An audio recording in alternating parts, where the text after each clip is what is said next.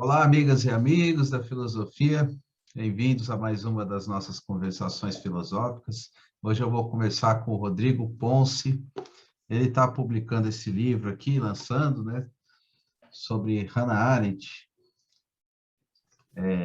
a questão da humanidade, pela Ana Blume.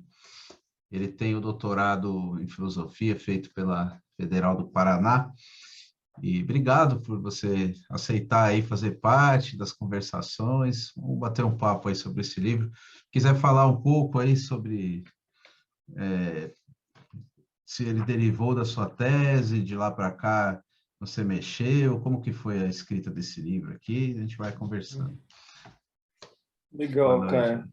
Boa noite, cara. Obrigado, primeiramente, aí pelo convite, pela oportunidade de estar falando aqui, né, num canal que fez tantas conversações filosóficas relevantes, importantes. Aí, acho que te parabenizar primeiro por esse programa, por essa iniciativa, e te agradecer mesmo pela oportunidade, que a gente sabe como é difícil conseguir ser ouvido, lido, né? Assim como nós também temos dificuldade para ler e ouvir uns aos outros, né? Não é uma questão, nós mesmos às vezes temos a dificuldade assim, né, de ouvir os colegas, escutar, ler. Então é sempre um prazer, né?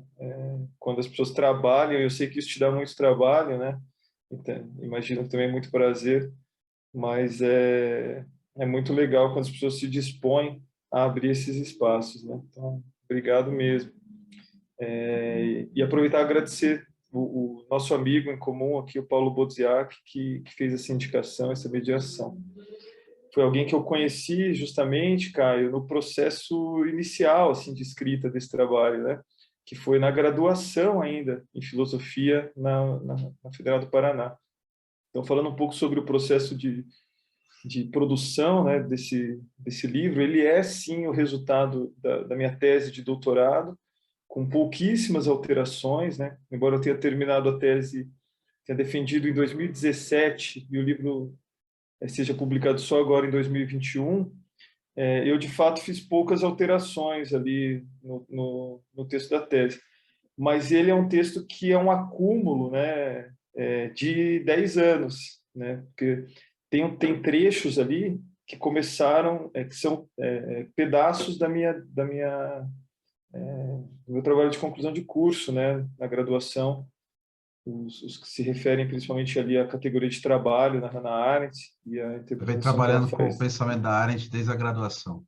desde a graduação. Então é isso, ele é resultado desse acúmulo aí e, e para mim por isso ele é muito importante, assim, significa bastante. E conta como que foi, então, já que você trabalha com essa autora há muito tempo, né? Eleger qual seria o seu objeto principal de pesquisa, o que que te motivou a focar nessa questão da humanidade? Então, cara, foram, né, se me permite contar a trajetória, assim, né, foram processos mesmo de descoberta da Hannah Arendt, né? E a cada descoberta que você faz de um autor, né, que você vai se aprofundando ali, eu sentia isso, pelo menos, que eu ia mudando de direção, né? Aquilo que me chamava a atenção ia mudando nesse processo. Então, na graduação, eu fui estudar o conceito de trabalho, que é um conceito bastante polêmico dentro da Hannah Arendt, né? Que ela faz essa distinção entre três atividades humanas, que é o trabalho, a fabricação e a ação. E aquilo como me chamou muito a atenção, né? Eu também vindo de uma tradição de leituras marxistas, né? Uma tradição de militância política dentro do campo marxista, socialista, anarquista, né? Toda aquilo que a Arendt fala sobre trabalho é muito estranho, né? Quando você vai ler. Então, na graduação, isso me chamou a atenção pela riqueza das ideias, mas também pela incompreensão do que ela estava dizendo. E eu fui tentar fazer na graduação, uma dissertação, um trabalho sobre a leitura que ela fazia do Marx.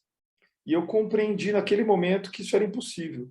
que a relação da Arendt com o Marx é algo quase beira o incompreensível, né? Porque é algo que ela mesma não resolveu, assim, né? E foi algo que eu fui compreender depois, como era complicada essa relação da Arendt com o marxismo, com a tradição marxista. Mas finalizei a graduação com um trabalho a esse respeito, a categoria de trabalho, né, na Arendt. E aí fui no mestrado, justamente porque eu percebi que a relação da Arendt com o Marx era problemática, na medida em que é problemática a relação dela com toda a tradição filosófica, a gente, né, sabe disso. A minha pesquisa no mestrado foi justamente sobre a relação da Arendt com a filosofia, com a tradição filosófica, né?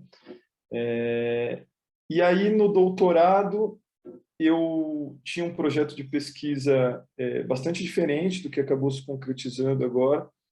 Eu confesso que eu nem me recordo muito bem qual era o projeto, mas eu cheguei nesse problema da humanidade, respondendo aí diretamente a tua pergunta, num curso da professora Ariela Azoulay, que eu tive a oportunidade de fazer durante a Bolsa Sanduíche, nos Estados Unidos, na Brown University, que era uma investigação sobre os textos da Arendt sobre o imperialismo. E ali me saltou aos olhos que ali nos anos 40 a Arendt estava dominada quase por uma questão que era a questão sobre a possibilidade do fim da humanidade, né? Aquilo aparece muitas vezes no texto da Arendt, a ideia de fim da humanidade, e eu comecei a então perceber que tudo que a Arendt vai falar depois sobre, e essa é a grande tese que eu tento desenvolver, de que tudo que a Arendt vai falar depois sobre o princípio, a capacidade de iniciar, a capacidade de ação, de liberdade, é uma resposta a essa possibilidade, né, de que a humanidade acabasse ali, né? E aí eu vou investigar isso, né? O que ela entende como humanidade, e como é que ela está pensando esse fim e esse princípio, né? Muito bom. Conta um pouco, então, como que você estruturou o livro, fala dos capítulos, aí depois a gente envereda aí por mais algum outro assunto específico, mas aí dá um panorama para quem estiver assistindo. Legal, legal, cara. Bom, o livro, então, ele é organizado em cinco etapas, né? Assim, por uma característica, eu acho que da minha própria escrita e do meu modo de pensar, eles são um tanto independentes um do outro, né? Mas mais ou menos o seguinte: no primeiro capítulo é justamente eu investigo essa questão inaugural, que é a questão sobre o fim da humanidade, e vou então me debruçar sobre os textos que Arendt vai falar sobre o imperialismo, né? É um tomo de origens do totalitarismo, um tomo que eu acredito que seja um tanto quanto mal lido ou pouco lido entre os estudiosos de Arendt, e é um tomo muito revelador, porque é ali que ela vai... Ali está colocado muito da hesitação da Arendt em tratar o marxismo e a tradição filosófica. Ali está uma escolha dela, por exemplo, em eleger o Thomas Hobbes como um grande adversário ou interlocutor. E ali eu acho que estão colocadas questões fundamentais, assim, né, sobre o racismo, sobre conceitos que a Arendt vai desenvolver depois da relação entre política e economia, e a ideia dela, a crítica que ela faz a noção da expansão econômica como um fim em si mesmo, né? Tudo isso está posto ali nos textos que a Arendt vai trabalhar numa análise do imperialismo, compreendendo o imperialismo como um dos elementos, né, do totalitarismo, né? E aí, justamente, porque ela vai eleger Hobbes como um de seus adversários e alguém que ela vai entender como um precursor da mentalidade imperialista, né? É uma leitura bastante controversa e bastante difícil de compreender, mas se tornou compreensível para mim quando eu entendi que os interlocutores imediatos dela ali naquele momento eram dois autores alemães muito importantes, né, no período, que eram o Carl Schmitt e o Leo Strauss. Os dois também estavam fazendo uma crítica da modernidade, também estavam fazendo uma crítica da democracia liberal burguesa, assim como a Arendt vai fazer, de maneiras diferentes, né? E os dois também estavam elegendo Hobbes como um autor privilegiado nessa discussão, né? Tanto para criticá-lo quanto para defender algum legado hobbesiano. E aí o segundo capítulo, então, esse diálogo da Arendt com o Carl Schmitt e com o Leo Strauss.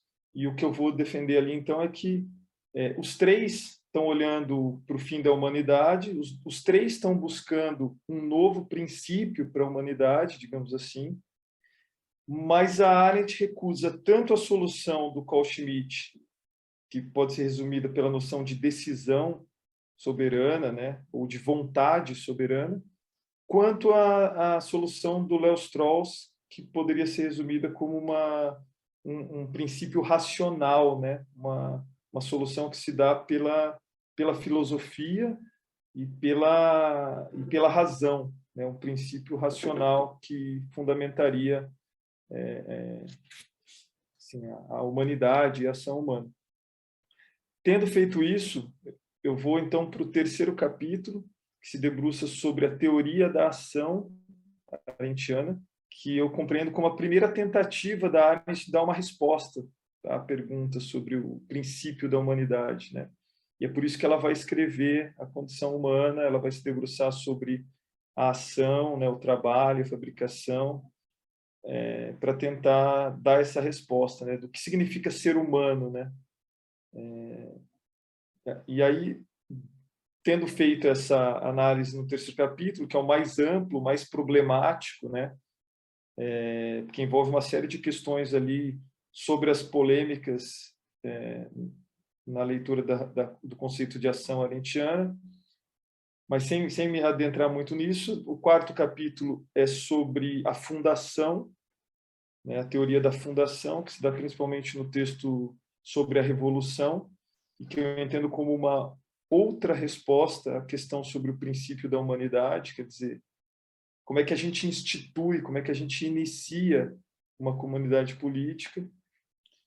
E, finalmente, no quinto capítulo, que é uma investigação sobre a vida do espírito, né, o livro inconcluso da Hannah Arendt, eu vou argumentar que ali, já no final da vida, ela tem uma reavaliação do que ela dizia nos anos 40 sobre a vontade, né?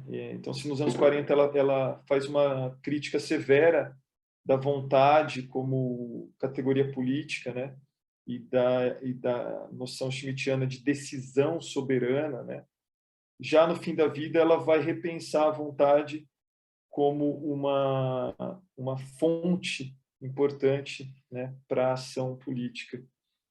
E esse é mais ou menos o percurso ali.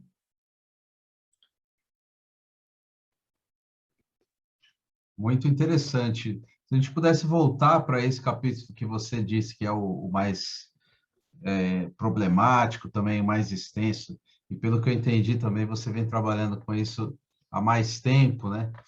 Se você quiser falar um pouquinho mais sobre essa distinção que ela faz, esse debate também com o conceito marxista de trabalho, eu acho que seria interessante aí para quem estiver assistindo.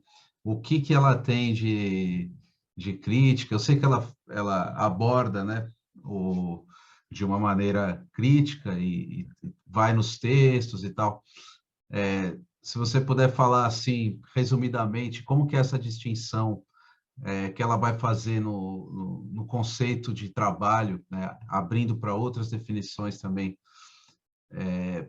desloca o problema, né, do Marx e do marxismo, né, de pensar uma transformação da sociedade.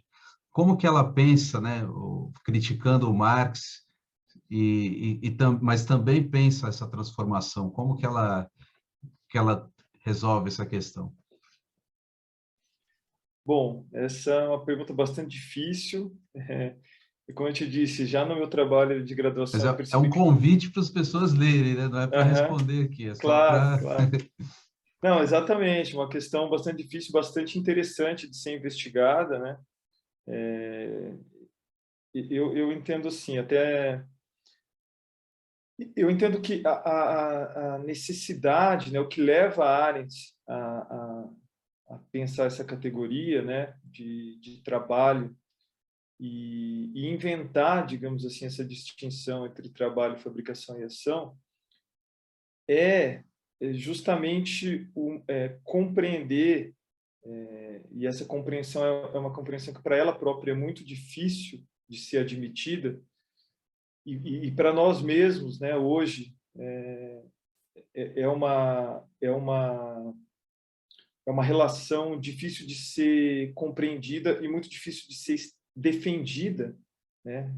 Um parênteses aqui, a gente vê hoje, por exemplo, autores bastante relevantes no debate nacional, como o Manuel, né, o Jones Manuel, fazendo críticas sempre muito severas à leitura que Arendt faz justamente desses textos, né, do imperialismo e da crítica que ela faz ao Marx, porque é muito difícil a gente admitir que haja uma relação entre uma certa compreensão presente na tradição marxista, no conceito marxista de trabalho e o fenômeno totalitário, né?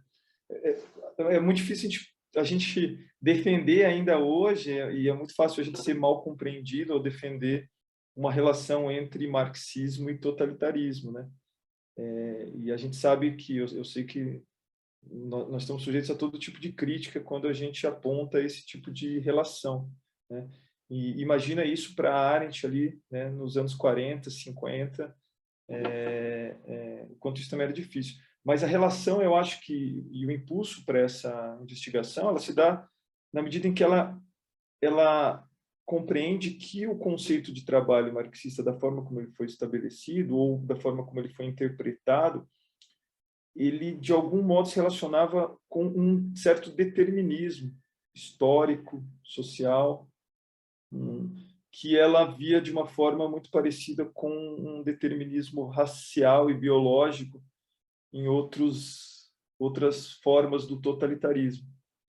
Então, tem algo na categoria do marxista do trabalho que está relacionado, né, à natureza, né? O Marx pensa o trabalho como um metabolismo da natureza, e que ela vai puxar, pelo menos, assim, esses elementos desse conceito e vai tornar muito evidentes os elementos desse conceito que o aproximam, né, de um determinismo, vamos dizer assim.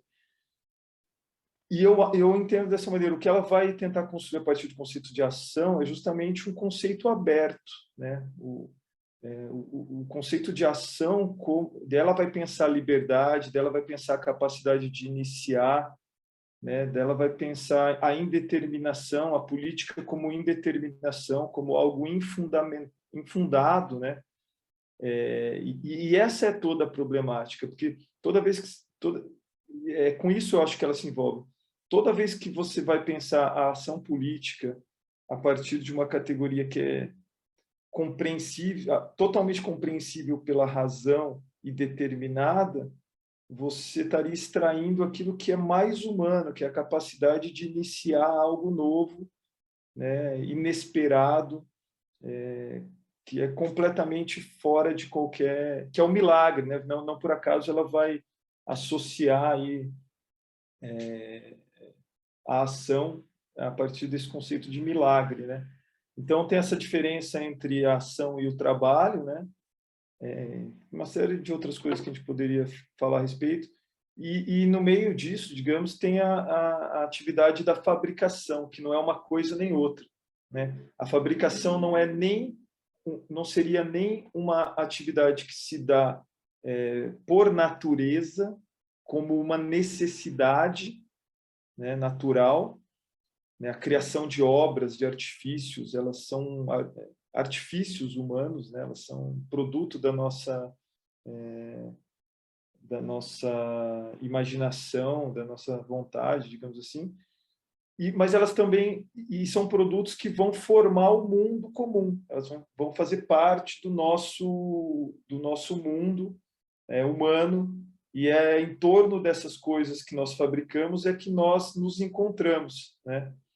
Mas a ação não ela é o próprio encontro, né? Então, assim, o que me vem à cabeça agora, só para dar uma ilustração, é isso, né? É o que nós estamos fazendo aqui, né? Algo que totalmente desnecessário do ponto de vista das nossas necessidades como ser vivo, né? Como animal, né? Algo que se tornou possível a partir de um artifício humano, né? São essas tecnologias, mas que a partir daí pode ser qualquer coisa, né? E esse encontro ele tem um componente político nesse encontro, não da política formal, institucional, mas tem um componente político nesse encontro a partir do momento em que ele se dá em torno de artifícios humanos, que são não só a tecnologia, mas o próprio livro que eu escrevi, a obra da Hannah Arendt, né?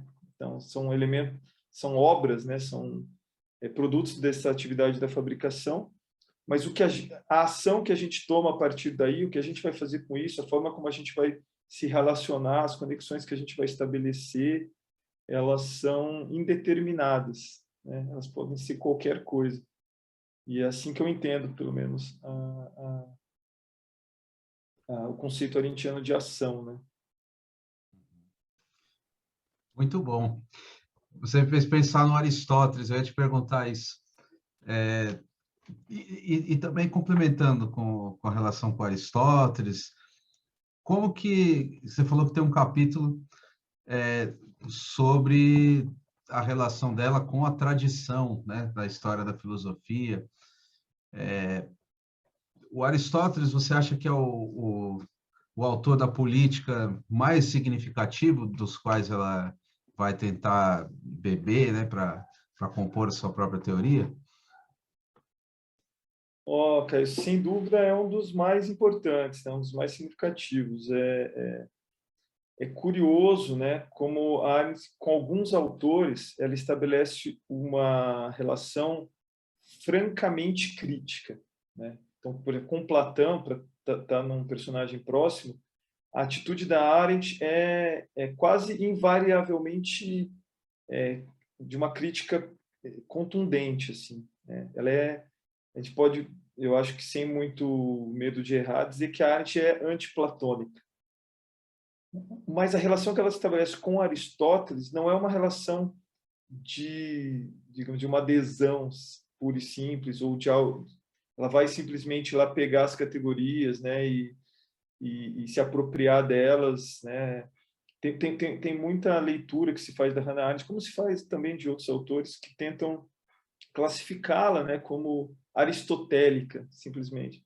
Isso é muito difícil, eu acho que em relação a qualquer autor ou autora, mas de modo muito especial a Arendt, porque ela, ao mesmo tempo que ela se apropria de certas categorias aristotélicas, por exemplo, para pensar a política, e uma delas, só para ficar num exemplo, a distinção entre zoé e bios, né?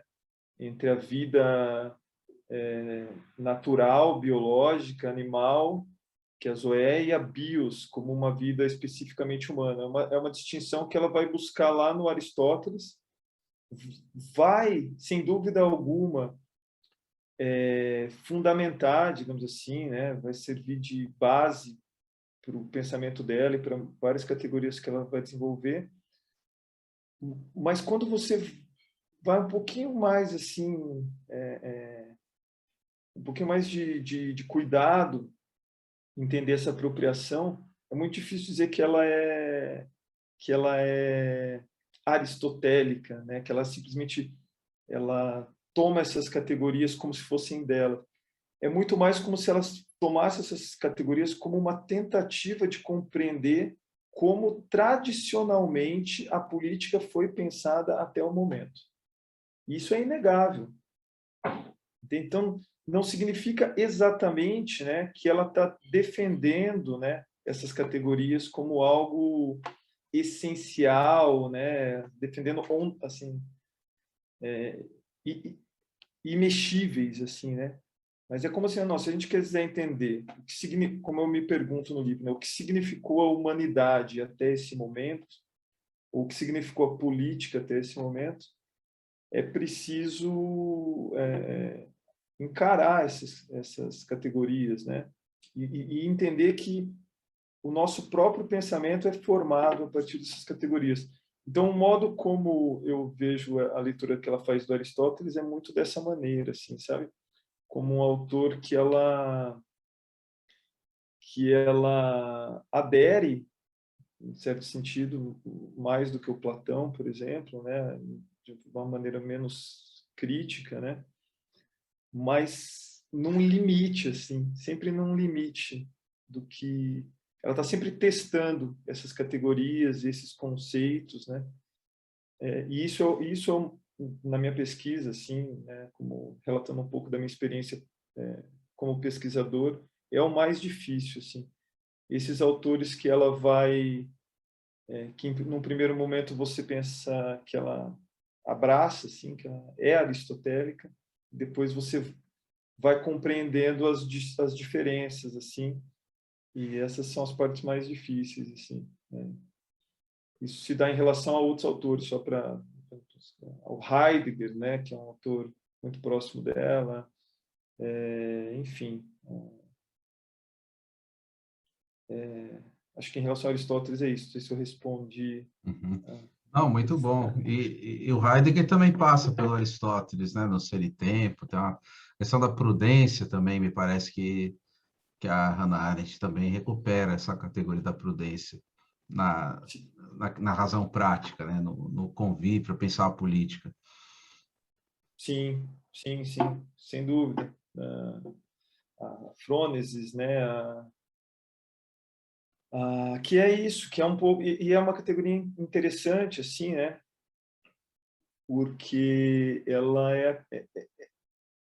a Arendt está muito preocupada não só em compreender, ela tem o conceito de pensamento sem amparos, né, que é a ideia de que você tem certos fenômenos, justamente porque ela pensa a humanidade a partir da capacidade de iniciar algo absolutamente novo. Então ela pensa, pô, tem certos fenômenos que eles exigem de nós uma compreensão extraordinária, uma compreensão que não pode estar amparada em nenhuma categoria. Tem certos fenômenos que eles são que a gente tem que se impor o desafio de compreendê-los em si mesmos, assim, né? E é claro que a nossa razão ela tende a uma compreensão comparada e a usar esses amparos, né, de outras categorias. E a Frones, né, com a prudência, se dá no campo da ação algo muito parecido, né? Ela pensa a ação como esse algo muito desafiador, né? Que é uma decisão, e aí tem muito do Carl Schmitt também, uma decisão sem norma, né?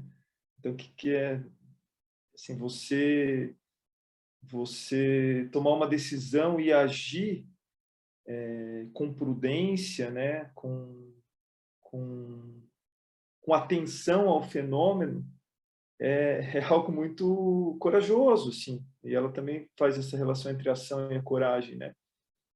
E a responsabilidade. Quer dizer, assim, você quase tem que ter uma atenção àquele momento, assim, porque é quase como se dissesse, você não tem desculpa para aquilo que você vai fazer, né?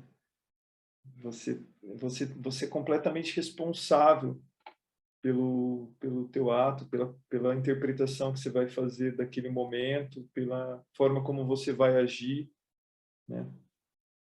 E, enfim, eu acho isso tudo muito, muito instigante, assim.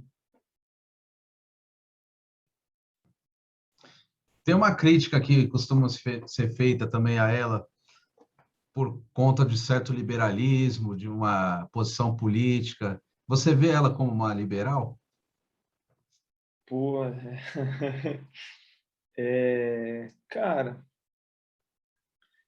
assim, eu, eu no texto, e eu tentei fugir bastante assim dessas classificações, de todas elas, tanto de classificações da Arendt dentro da tradição, né, das escolas filosóficas, como eu disse, assim,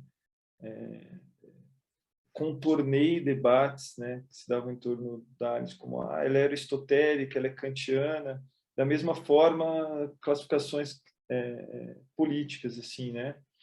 Mas é inegável que ela tem certas posições, né?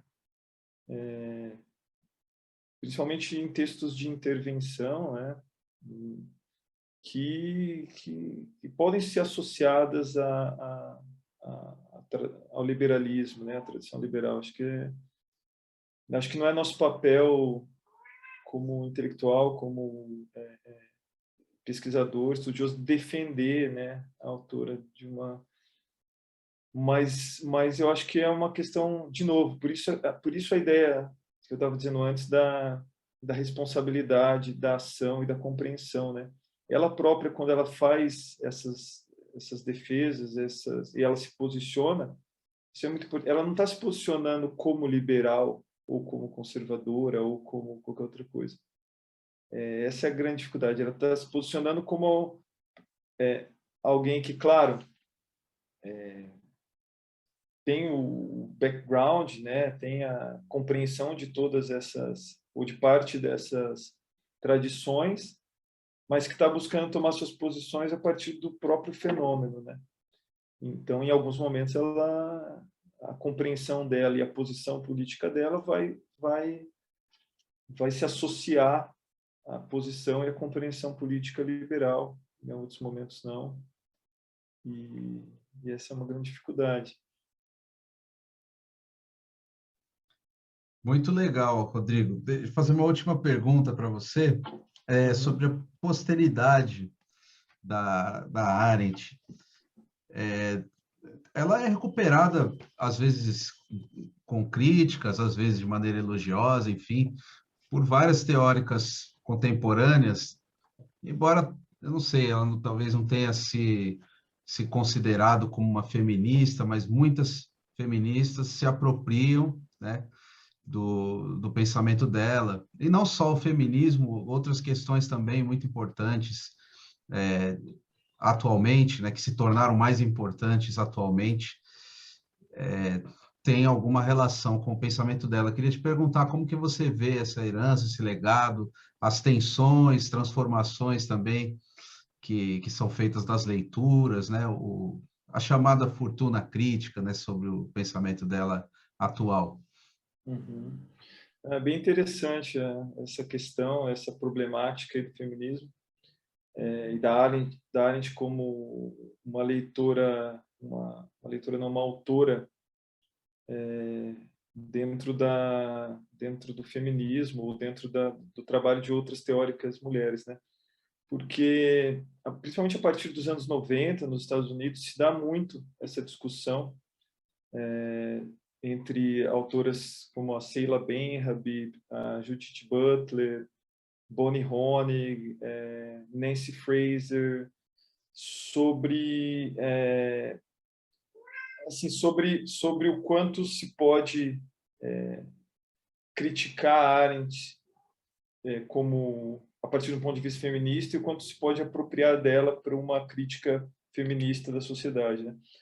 E parte dessa crítica que se faz a Arendt de dentro do feminismo vai justamente no sentido, voltando para o conceito de trabalho, né? Porque ela vê ali tudo que diz respeito à natureza, às necessidades biológicas, e aí entra o cuidado da família, o sexo, o gênero, né? Como algo que diz respeito a esse determinado. E nos anos 90, a partir dos anos 90 ali, a gente está falando justamente, né, e até hoje, a gente está falando sobre o gênero como algo construído, né? E só para pegar esse exemplo, sem falar do trabalho doméstico e de outras questões que aparentemente a área ganha um papel não político, uma esfera não política. Então, a partir dos anos 90 é muito essa crítica e essa discussão que vai se dar. Pô, ela tem alguma utilidade, assim, dá para usar a Arendt, uma vez que ela colocou a política nesses termos, né? E é muito curioso, né, que a solução para esse debate seja, e parte do meu texto, parte considerável do meu texto lida com isso, que seja uma espécie de torção ali do pensamento de Arendt, né, que eu acho muito produtivo, e muito mais produtiva do que a simples reprodução. Porque se você vai tentar reproduzir as categorias arendtianas para os debates políticos contemporâneos, é infrutífero, assim, não serve para nada. Assim. Mas se você pega aquilo, né, e eu acho que é o que essas autoras fazem, né, falando especificamente aqui de duas, né, da Bonnie Honig, que é a autora, foi minha orientadora ali no Sanduíche nos Estados Unidos, uma autora riquíssima. Infelizmente a gente não tem nenhum texto traduzido para português. Eu me comprometi com ela a ser tradutor mas não consegui ainda fazê-lo, né? Acho que é uma promessa que eu tenho que cumprir. E a Judith Butler, né, que é muito melhor conhecida aqui, e que é muito curioso, que é alguém que vai ter uma atitude assim diante da obra da Arendt que é muito produtiva, assim, né, de uma crítica severa, ao mesmo tempo que uma apropriação de conceitos arendtianos para pensar a sua própria teoria política, né? E eu acho que cada vez mais falando aí da fortuna crítica, né, e do que tem hoje na atualidade, cada vez mais me apaixono assim pelos textos da Butler, assim como da Bonnie Honig.